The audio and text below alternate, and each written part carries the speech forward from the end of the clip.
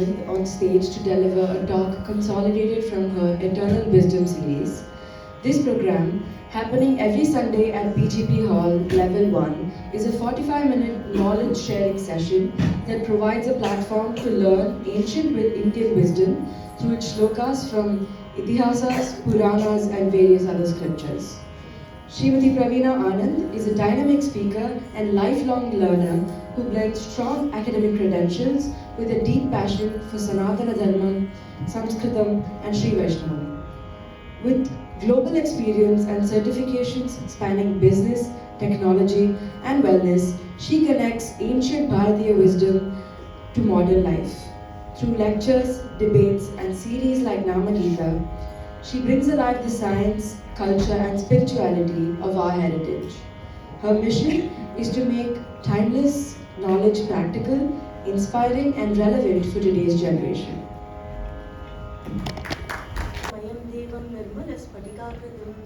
आधारं सर्वविद्यानां हयग्रीवमुपास्महे लक्ष्मीनाथसमारम्भां नाथयामुनमध्यमाम् अस्मदाचार्यपर्यन्तां वन्दे गुरुपरम्पराम् अस्मद्गुरुभ्यो नमः अस्मत्परमगुरुभ्यो नमः अस्मत्सर्वगुरुभ्यो नमः Namaste. We've been doing a lot of learning on our eternal wisdom for the last few weeks.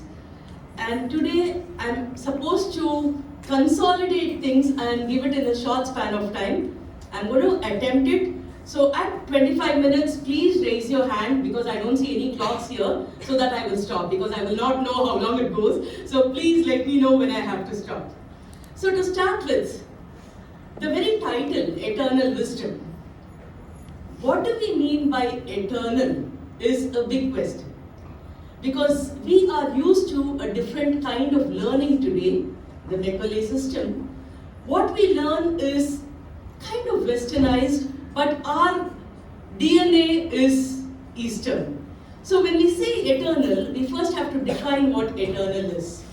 Suppose we have an auditorium like this, in which today's leaders are sitting on one side, while our acharyas, the great rishis, maharishis, Vishwamitra, Vashishtas, Bhagavad Ramanuja, everybody is seated on the other side.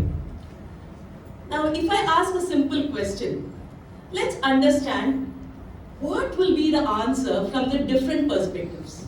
A very simple question. Okay, you all can try to answer. Which year are we in? Which year are we in? 2025. Give me a number. 2025. 2025 Vishwavasu. So we are getting multiple answers. So let's see what Vashishta, Vishwamitra, Bhagavad Ramanuja would have answered.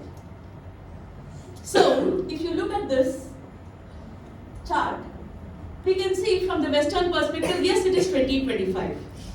But before 2025, did we have animals, living beings, plants, human beings, everybody existing? Maybe. Living things were there. It is definitely there.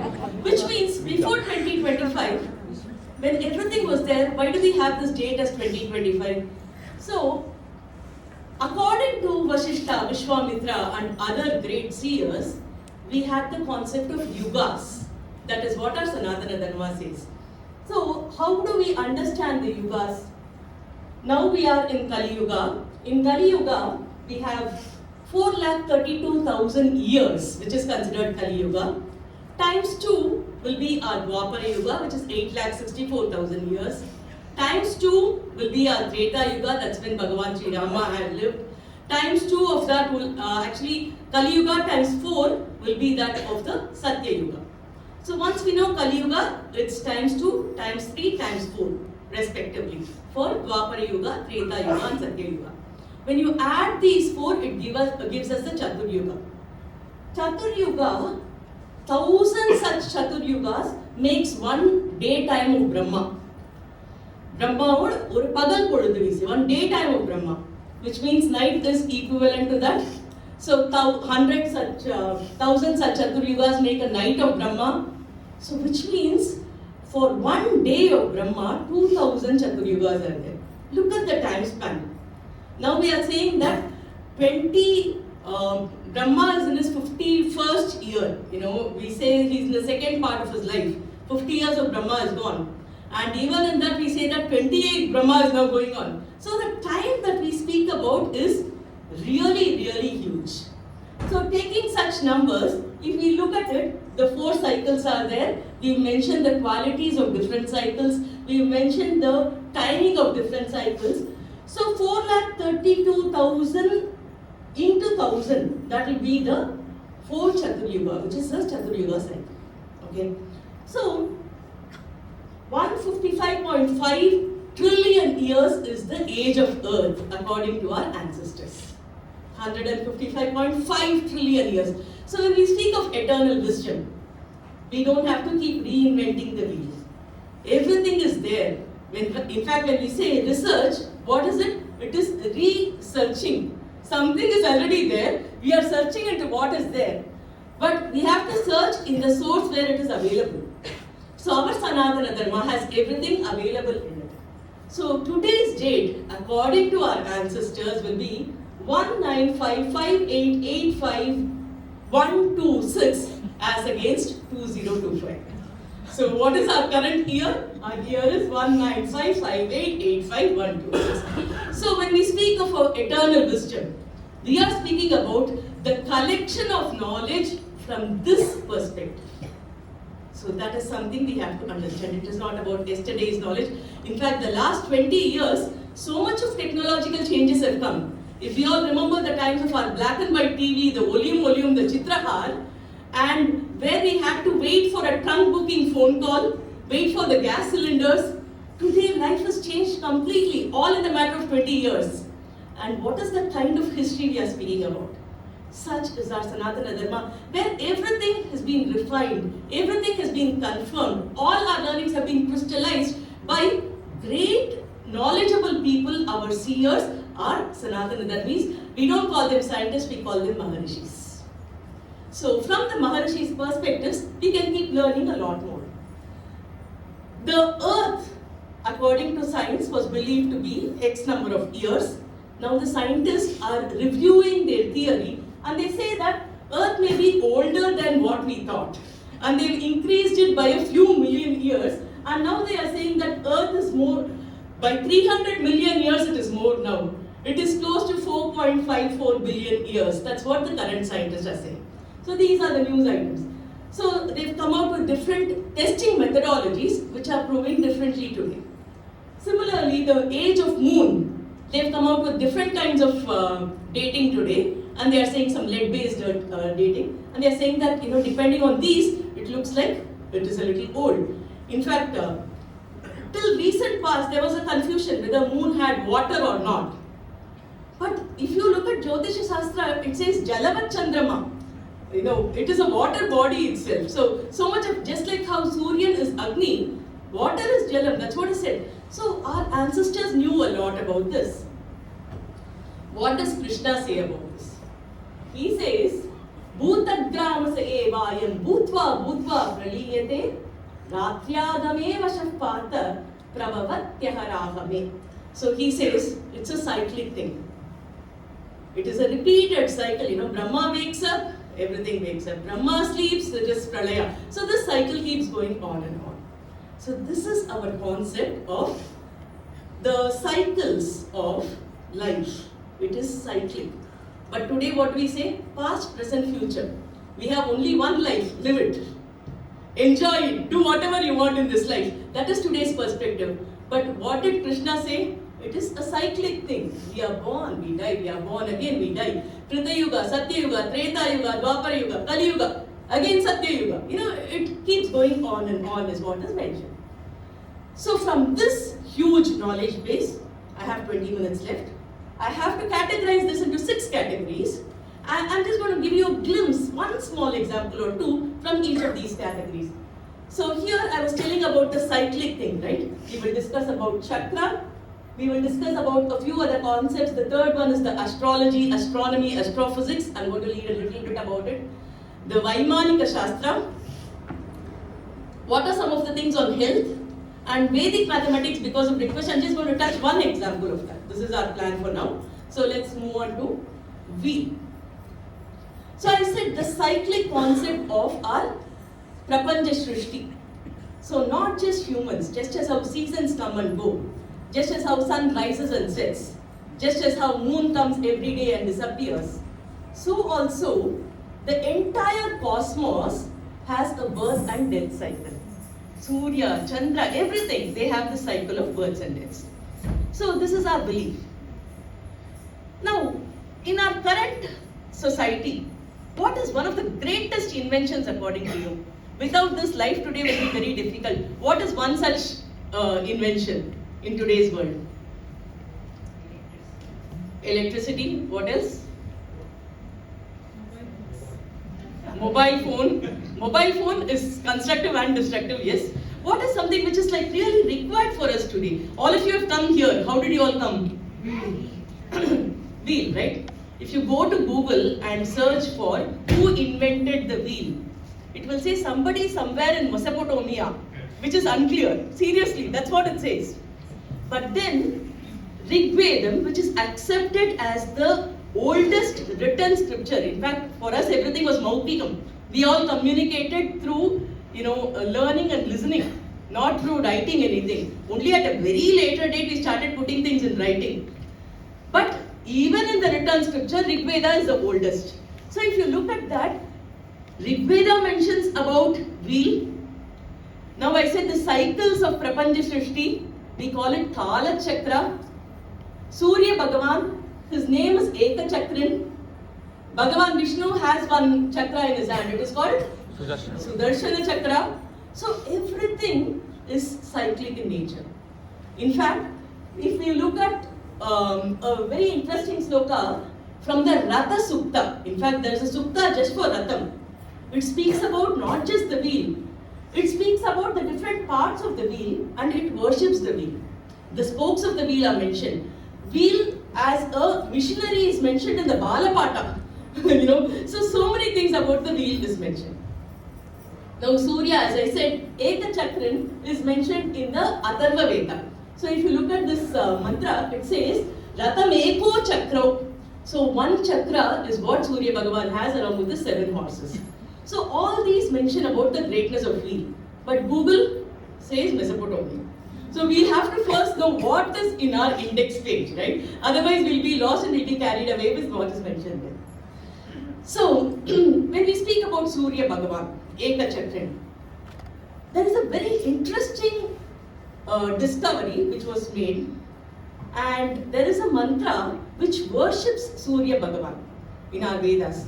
So the mantra goes like Yojananam sahasre dve dveshate dvecha yojane ekena nimishadhena kramamana namostute. Very, very interesting sloka. This says Yojananam sahasre dve. Yojana means a measurement. One yojana is approximately 9 miles and 110 yards to the current measurement. Earlier yojana was itself used as a measurement. Yojananam sahasra, sahasranama we all know, 1000. Dve, 2. So yojananam sahasre dve, 2000 yojana. Dve shate, add 200 to it. What is it? 2200. Dve cha yojane, add 2 to that. 2202 yojanas. Ekena nimisha addena, in half a nimisha. Nimisha means the time taken to blink our eyes. Okay, half a nimisha. The person who travels 2202 miles in half a nimisha, to that Surya Bhagavan, now he's given a calculation. Usually when somebody discovers something like this, call us up, right? Hey, I discovered this. Nobody can challenge me in this, right? But what does this Maharishi say? Kramamana namostute. To that great Surya Bhagavan, I offer my humble obeisances. That is what this sloka says. And this sloka is actually Shayanacharya's Bhashyam for a mantra in Rig Veda. And Rig Veda, as I said, is the oldest text that's available. And what is this calculation? This speaks about the speed of light.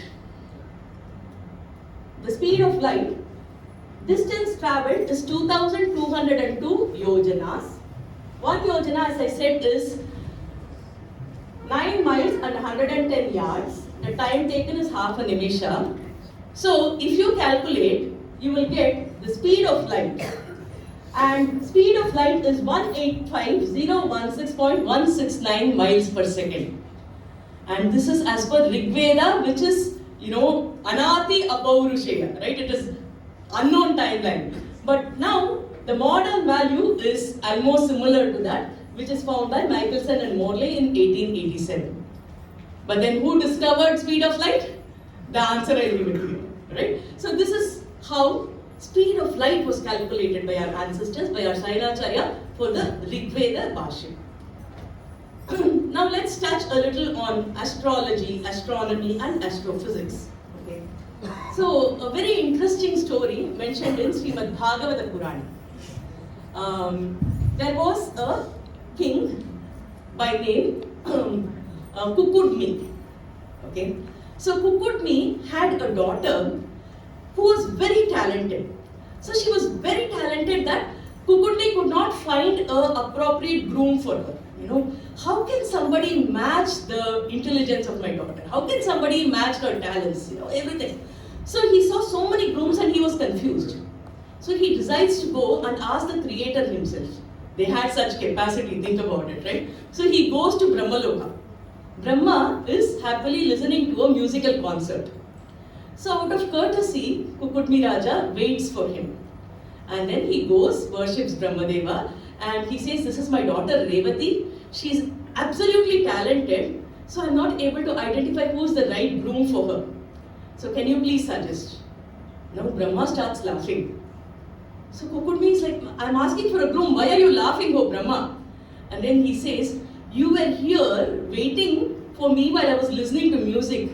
The time in Brahmaloka is different from the time in Bhuloka. You know about it, right? Now Kukudmi is like, oh, okay. So he says, the time you waited for me here, 27 Chaturyugas have gone off. I just now told about the description of Chaturyugas, right? 27 Chaturyugas have now passed. So none of the kings or the prince or anybody's details you brought here is now going to be alive to get married to your daughter. Krishna and Balarama are going to take their avatara in Dwapara Yuga. So go back there. Balarama will be the right groom for your daughter. Now Kukudmi is like, but Balarama will be much younger. Our girl will be older. What will we do? He says, don't worry. When you are here, there is no aging process. So the aging does not happen here. So you can go there and get your daughter married. And then Balarama actually reduces her height and everything because the yuga heights are different and then gets married to her. This is a very interesting story that is mentioned. Now this concept, today, we say Einstein has found it out and we call this concept as the time dilation. Where, because of the gravity and velocity in the space, people don't age. There is difference in time between what we have in this loka and outside. All these are the findings of time dilation by Einstein. This is mentioned in Bhagavata Purana. The very word Purana means Pura Apinavam. Pura, old. Navam, new.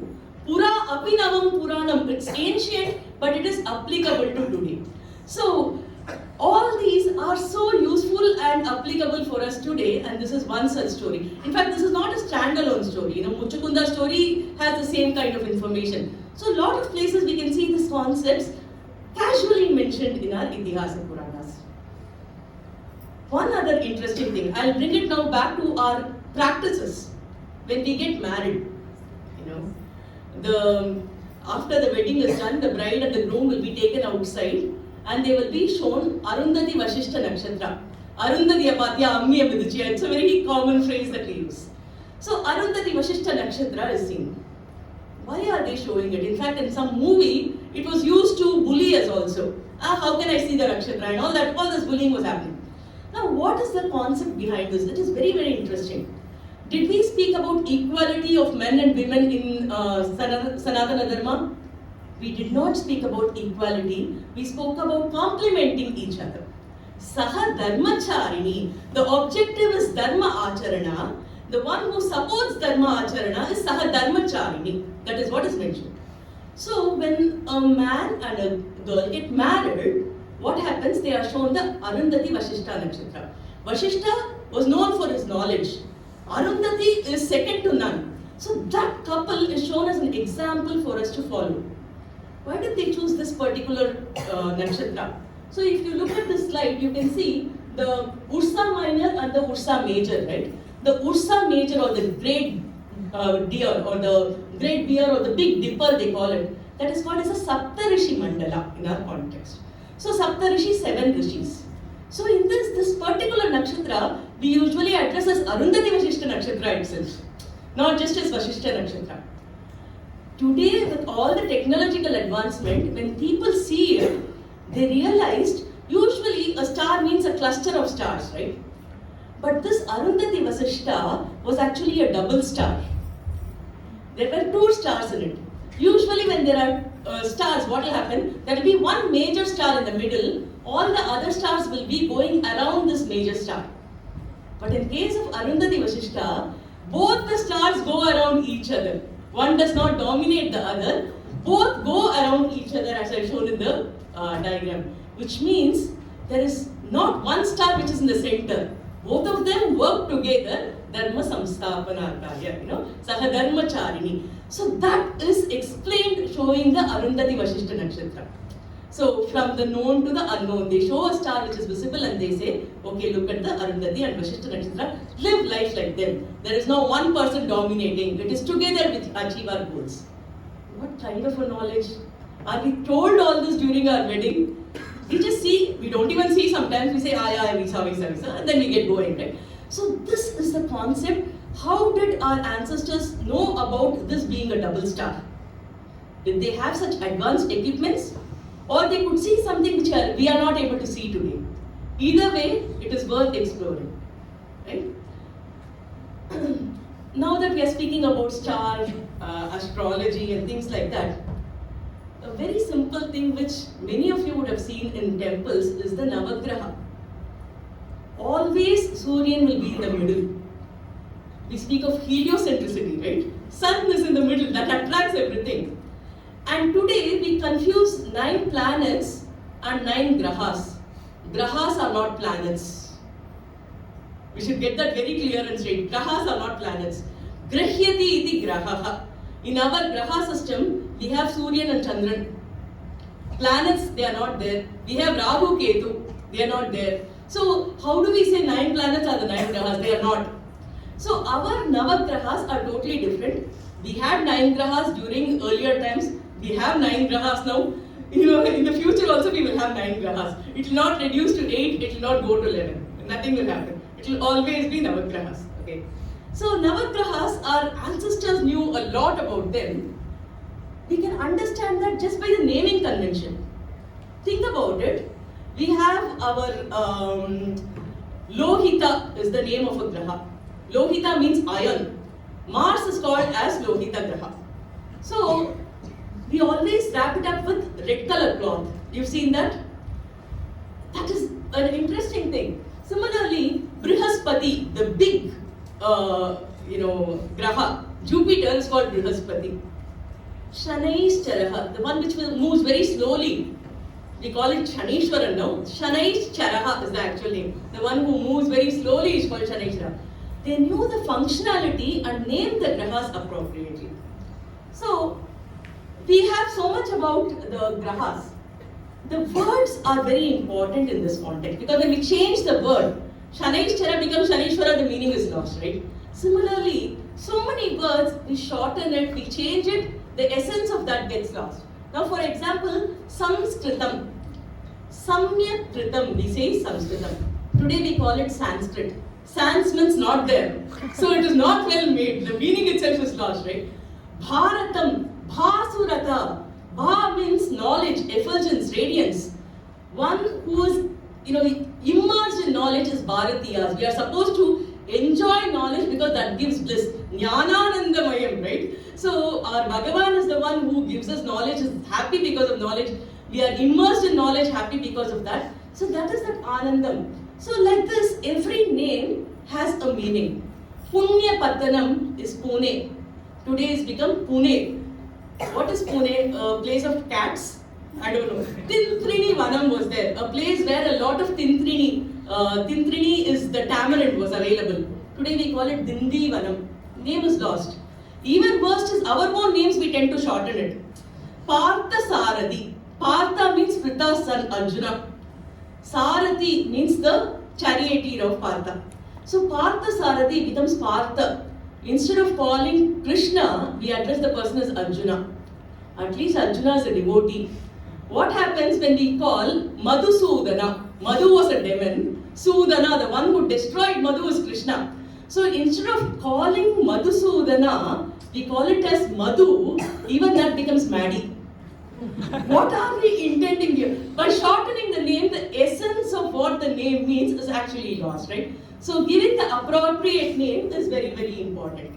So I'm going to skip a few things for want of time. Already I've got the address as going into, we can go directly into the mathematics, Vedic maths. So if you all want to know all this, come to our Sanatana Dharma class, Eternal Wisdom class. So we are going straight into Vedic maths, yeah, the previous thing. So here, there are 16 sutras in Vedic mathematics. Ekadhikena Purvena. That is one of the first sutras. I'm going to deal just with that for today. So this can be used to square any number. In the next 5 minutes, you'll be able to square some of the numbers. Okay? Any number which ends with 5, you will be able to square. So for example, 35 into 35. Okay, we can attempt to do this. This has its source from Atharva Veda, people say. That's why it's called as Vedic maths. Now 35 into 5. It's a very simple way to do it. So how do you do it? Is first 5 into 5. 35 means all the corner is 5 into 5, right? So 35 into 35. 5 into 5, you will put 25. Put it on one side. Now instead of 3, Ekadhikena Purvena as mentioned, add 1 to 3. Okay. So Eka Adhika Purvena. So instead of 3, make it as 4. That's what the sutra says. The remaining 3, it can be 3 itself. 35 into 35. So it will become 4 into 3. So 4 into 3 is 12. So the answer will be 1225. It's as simple as that. Okay. So let's try another one. 45 into 45. Simple one. 5 into 5, 25 will remain there. Instead of 4, you will make it as 5. 5 into 4, 20. 2025 is the answer. Okay. So let us now try what is the 85 into 85 audience question. 25 is there. 9 into 8 is 5625, 5625. 5625. Okay. So that is a simple thing. So like this, we have a lot of different things. 7225. So our ancestors had advanced mathematical knowledge, which is evident in one of the recent excavations. Now during the Ram Janmabhoomi excavation, this beautiful lotus was seen. And in this lotus, we can see a very unique pattern.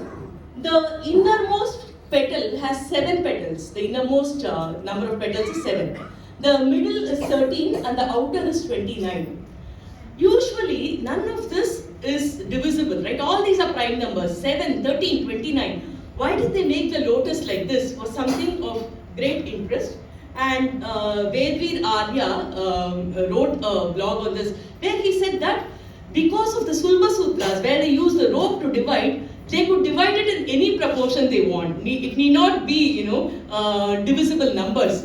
So this possibly denoted 7 days of the week, 13 days in that particular lunar month, and 29 days in that particular month of the lunar month. So that is why this lotus was constructed like that. So that was a beauty which is evident from the recent excavation in the Ram Janmabhoomi. So speaking about all this, what we have to understand is the beautiful shloka which is there in Mahabharata. Dharme cha arthe cha kame cha mokshe cha bharatarshapa yadi iha asti tadanyatra yande hasti nadat kvachit. Be it dharma, artha, kama or moksha. These are the 4 buckets within which we can put anything of what happens in this world. Any of these, what you can find here may be found outside, may not be found outside. But whatever is there anywhere in this world will definitely be found inside our Mahabharata, says the shloka, which means inside our puranas, inside our two ithihasas, including Ramayana, inside our Vedas, so many things, Chanakya Nidhi, Vidura Nidhi, how many things are there? Natya Shastra, Bharata Shastra, unimaginable sutras, shastras, hitopadesha, subhashitams. These are such bandara of knowledge. Bharatam is a jnana bandara, and it is our duty to open it, at least get to know what is there in the index page to start with, right? So that we know which is taken from us. Today, Bodhayana Sutra, Pythagoras theorem, it's gone to others. People took copyrights of turmeric. They wanted to take copyright of turmeric. They wanted to take copyright of neem leaves. The medical benefits of the, cow-related products. So many things was attempted, but we have to know what is there.